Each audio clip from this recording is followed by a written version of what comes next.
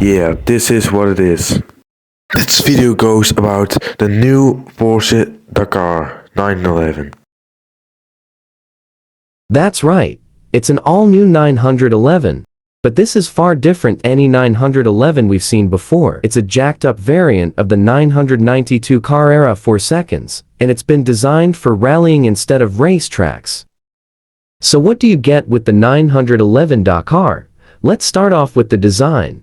This 911 has had a whole load of features added to it to make it suitable to handle a number of different terrains. There are stainless steel skid plates across the front, sides, and rear, coupled with some stainless steel airin.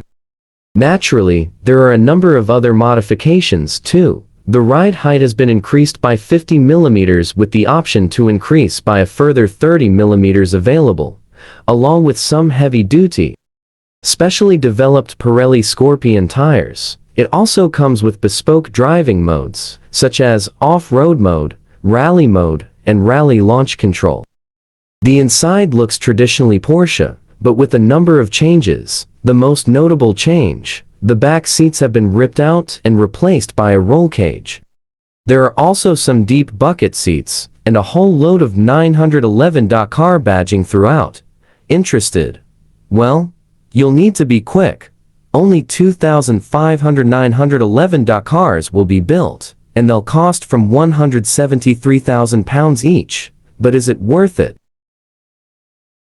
Welcome to something called the 911 Dakar, a toughed-up, high-riding version of the 992 GTS. That means a 473 horsepower 3-liter twin-turbo flat-six at the back, 4-wheel drive, and an 8-speed pedal dual-clutch gearbox, all dangling 50 mm higher off the ground than usual.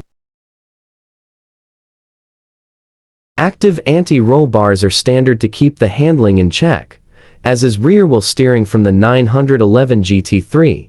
The GT3 has also donated its carbon fiber bonnet, bucket seats, and roll cage. There's no back seats either, and the glass is thinner, all to save weight. Porsche claims the 1,605 kg Dakar weighs just 10 kg more than a 911 GTS with 4x4 drive, which is impressive when you see how big and knobbly the tires are. Cause you are my soulmate.